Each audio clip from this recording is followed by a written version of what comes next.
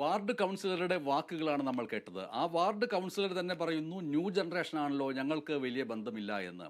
ഭരണാധികാരികൾക്ക് നമ്മുടെ നാട്ടിലെ പുതിയ തലമുറയോട് ബന്ധം ഇല്ലാതെ പോകുന്നുണ്ടെങ്കിൽ അത് ഗുരുതരമായൊരു പ്രശ്നമല്ലേ?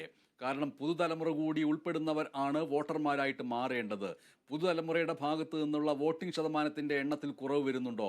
നമ്മുടെ രാഷ്ട്രീയ വ്യവസ്ഥിതിയോടക്കമുള്ള കാര്യങ്ങളിൽ പുതിയ തലമുറയ്ക്ക് താല്പര്യമില്ലാതെ വരുന്നുണ്ടോ? അരാഷ്ട്രീയമായ ഒരു പുതുതലമുറയാണോ വളർന്നുകൊണ്ടിരിക്കുന്നത്? അവരോട് ബന്ധമില്ല എന്ന് പറയുന്ന ഒരു വിഭാഗം ഉണ്ടെങ്കിൽ അവരോട് അടുക്കാനും അവരുടെ പ്രശ്നങ്ങൾ മനസ്സിലാക്കാനും അവരുടെ മനോഗതി എന്താണ് എന്ന് തിരിച്ചറിയാനും കഴിയുന്ന രീതിയിൽ മുതിർന്നവർക്ക് കഴിയുന്നില്ല എങ്കിൽ ആ മുതിർന്നവർ തന്തവൈബിൽപ്പെട്ടവർ എന്ന് പറഞ്ഞ് അകറ്റി നിർത്തപ്പെടുകയാണെങ്കിൽ കേരളത്തിലെ പൊതുസമൂഹം ന്യൂ ജനറേഷൻ എന്നും തന്തവൈബിൽപ്പെട്ടവരെന്നും രണ്ടായി തിരിഞ്ഞു മാറി നിൽക്കേണ്ട അവസ്ഥയാണോ എന്നതടക്കമുള്ള കാര്യങ്ങൾ നാം പരിശോധിക്കേണ്ടതുണ്ട്.